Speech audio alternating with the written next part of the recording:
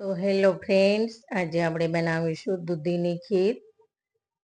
તે 10 મિનિટમાં બની જાય એવી આપણે દૂધીની ખીર બનાવીશું. અને જો આજની મારી તમને આ રેસીપી ગમે તો મારા વિડીયોને લાઈક કરજો, શેર કરજો અને મને કોમેન્ટમાં કહેજો કે કેવી લાગી. અને હા, હજી સુધી મારી ચેનલ સબસ્ક્રાઈબ ન કરી હોય તો સબસ્ક્રાઈબ કરી દેજો. તો તેના માટે મેં અહીંયા એક દૂધી લીધી છે. તો તમે જ્યારે ખીર બનાવો ત્યારે આ રીતની દૂધી પસંદ કરવાની.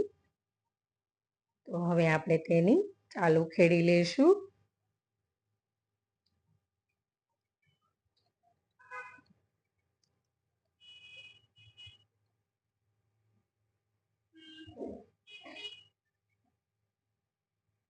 તેમ આપણા ઘરમાં બાળકો પણ દૂધી ખાવાનું પસંદ ન કરતા હોય, મોટા પણ ન કરતા હોય, તો તેને આ રીતે દૂધીની ખીર કરી અને તમે ખવડાવી શકો.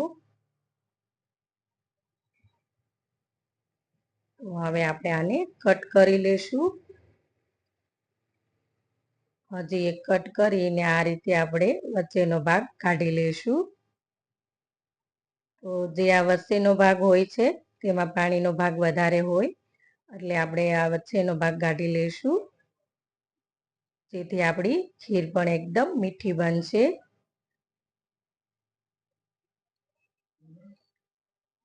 તો આ રીતે આપણે બધી જ પીસમાં વચ્ચેનો ભાગ કાઢી લીધો છે.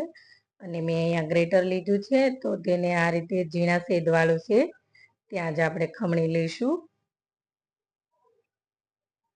જેથી આપણી ખીર ફટાફટ બની જાય.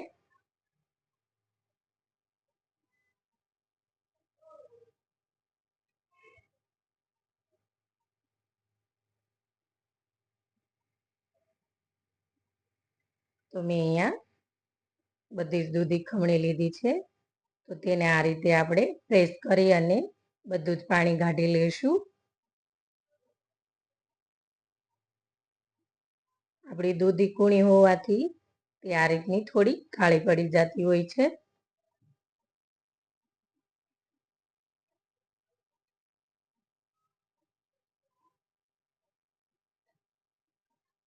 તો હવે આપણે આ રીતે બધી જ દૂધી છૂટી કરી લઈશું. હવે આપણે એક પેનમાં મેં અહીંયા એક મોટો ચમચો ઘી લીધું છે.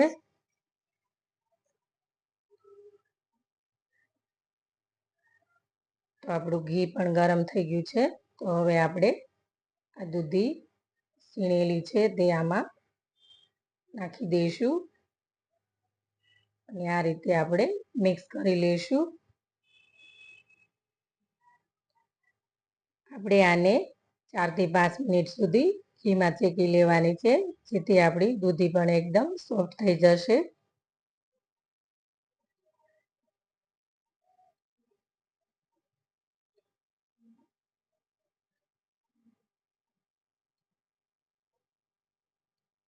તો આપણી 5 મિનિટ થઈ ગઈ છે. તો હવે આપણે આમાં દૂધ એડ કરી દઈશું. હવે આપણે આને મિક્સ કરી લઈશું.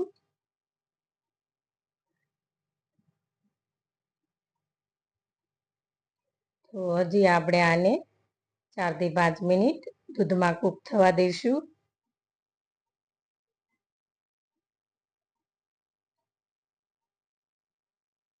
હવે આપણી દૂધી કૂક થાય ત્યાં સુધીમાં આપણે અહીંયા કાજુ બદામની કતરણ કરી લઈશું. તો મેં અહીંયા 8 થી 10 દ્રાક્ષના દાણા લીધા છે.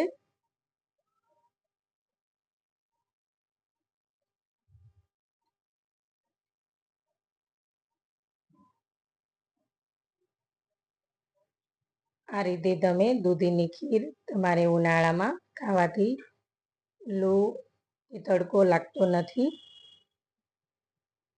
અને જો તમે ચૈત્ર માસને નવરાત્રિ કરતા હોય તો તેના માટે પણ આ બેસ્ટ છે. આ રીતે આપણે સારેકોર આ રીતે ચમચો ફેરવી લઈ અને તેમાં મિક્સ કરતા જઈશું. તો હવે હું અહીંયા 3 થી 4 ચમચી ખાંડ નાખી દઈશ.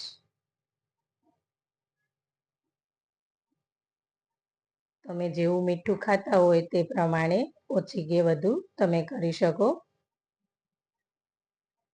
હવે આપણે મિક્સ કરી લઈશું.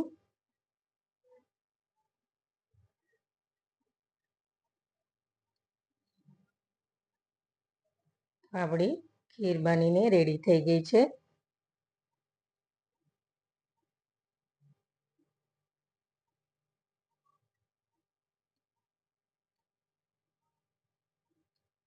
તો હવે જે આપણે કાજુ બદામની કતરણ કરી છે તે એડ કરી દઈશું. હવે આપણે આને ફરી મિક્સ કરી લઈશું.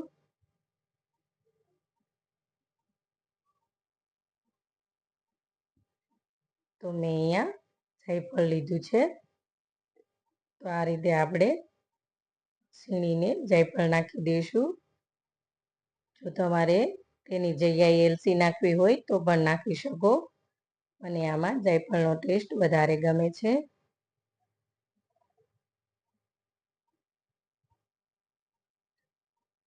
તો હવે આપણે મિક્સ કરીને એક બાઉલમાં લઈ લઈશું.